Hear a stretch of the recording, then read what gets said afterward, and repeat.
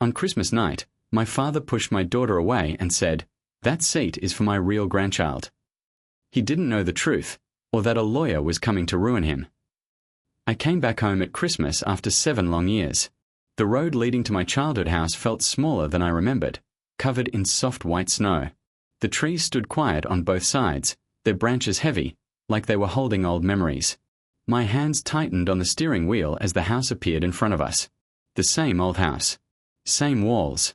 Same silence waiting inside. My daughter sat in the back seat, swinging her small feet. "Is this Grandpa's house?" she asked with a shy smile. "Yes," I said, forcing one of my own. My chest felt tight.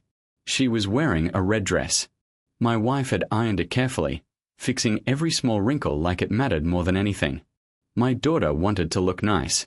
She always did. She wanted to be liked. The Christmas lights blinked across the roof as we walked up the steps.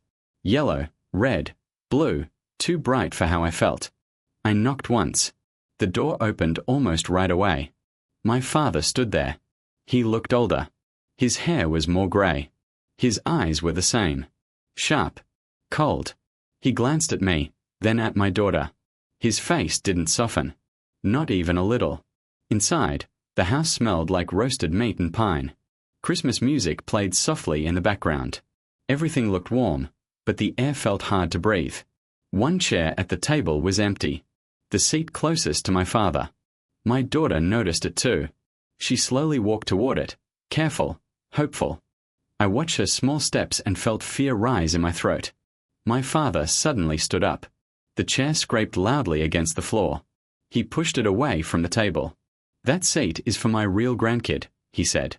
The words hit like ice water. My daughter froze. Her eyes widened. She looked at me, confused. Hurt. Her lips trembled, but she didn't cry. She just stepped back quietly. No one spoke.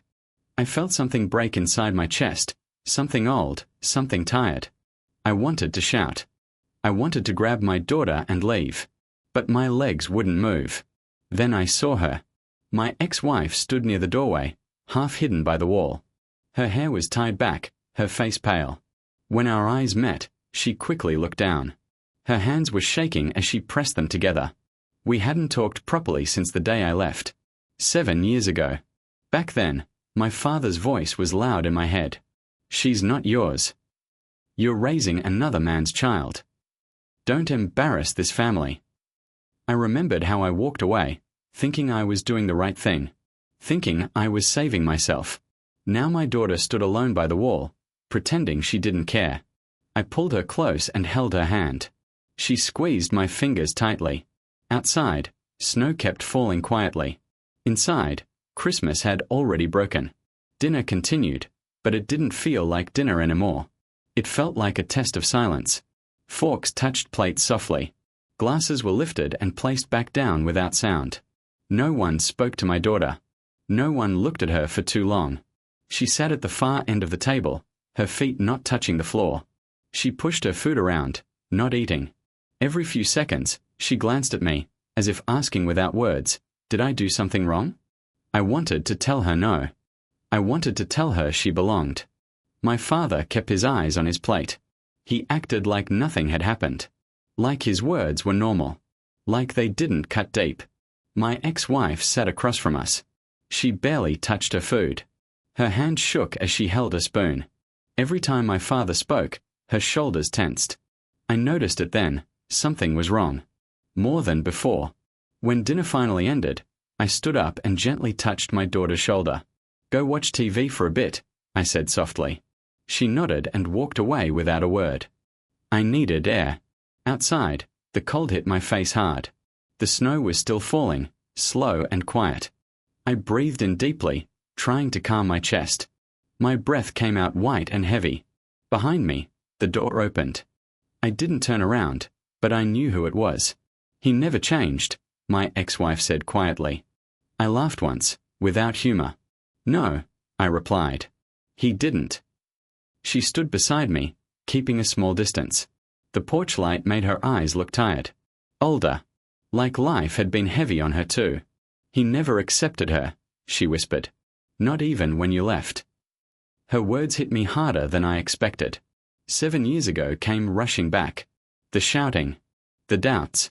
My father standing between us, saying the child wasn't mine. Saying I was a fool. Saying I should walk away before it was too late. And I did. I looked at her. Why didn't you fight harder? I asked. My voice was low, but it shook. She swallowed, her eyes filling with tears. I was scared, she said. You believed him. You chose his words over mine. I wanted to deny it, but I couldn't. She rubbed her hands together, trying to warm them. There's something you don't know, she said quietly. I felt my stomach tighten. What? I asked. She opened her mouth to speak, then stopped. Her eyes moved toward the door behind us. Fear crossed her face. Before she could say another word, the doorbell rang inside. The sound echoed through the house. Loud. Sudden. We both froze. The snow kept falling. And whatever she was hiding didn't have anywhere left to run. The doorbell rang again, slower this time. I turned and went inside. The house felt colder now, even with the heater running. Everyone looked toward the door. My father frowned, annoyed, like someone had interrupted his Christmas. I opened it. A man stood there wearing a black coat, holding a thin leather bag. Snow rested on his shoulders. His face was calm, professional. Mr. Harris? He asked, looking past me. Yes, my father replied sharply from the table. Who are you? I'm a lawyer, the man said. I was asked to deliver some documents. Today. My father's jaw tightened. On Christmas. The lawyer didn't react. He stepped inside and placed his bag on the table. The room went quiet again, but this silence felt different. Heavy. Waiting. 7 years ago, my father had controlled every word in this house. Tonight, he wasn't in control. The lawyer opened a folder and took out a paper. 7 years ago, a DNA test was done, he said clearly. It was done privately. Legally. With consent. My ex-wife's hands began to shake. She lowered her head. My father stood up slowly. That's not true, he said. I would know. The lawyer met his eyes. You do know, sir. You requested it. The color drained from my father's face. The results confirmed the child is your biological grandchild, the lawyer continued. There was no doubt. I felt the room spin. My ears rang. I looked at my ex. Tears rolled silently down her face. You knew, I whispered. She nodded once. The lawyer turned another page. Over the years, certain actions were taken based on false claims. Emotional damage. Family separation. My father opened his mouth, but no sound came out. Today, the lawyer said, the child's father signed new legal papers. He looked at me. All assets set aside for inheritance will go directly to the granddaughter you denied. A trust has been created in her name. My father slammed his hand on the table. You can't do this. The lawyer's voice stayed calm. It's already done. You are also removed from all legal authority over family decisions. My daughter walked in then, holding her small toy. She stopped when she saw everyone staring. She looked at my father. For the first time, his eyes softened. He knelt down, reaching his hand toward her. Come here, he said quietly. She looked at me instead. I walked to her, lifted her into my arms, and held her close. She's real, I said, my voice steady. She always was. My daughter rested her head on my shoulder. She didn't look back. The lawyer closed the folder and packed his bag. Merry Christmas, he said softly, then walked out. No one spoke. One chair near the table remained empty. This time, it wasn't hers.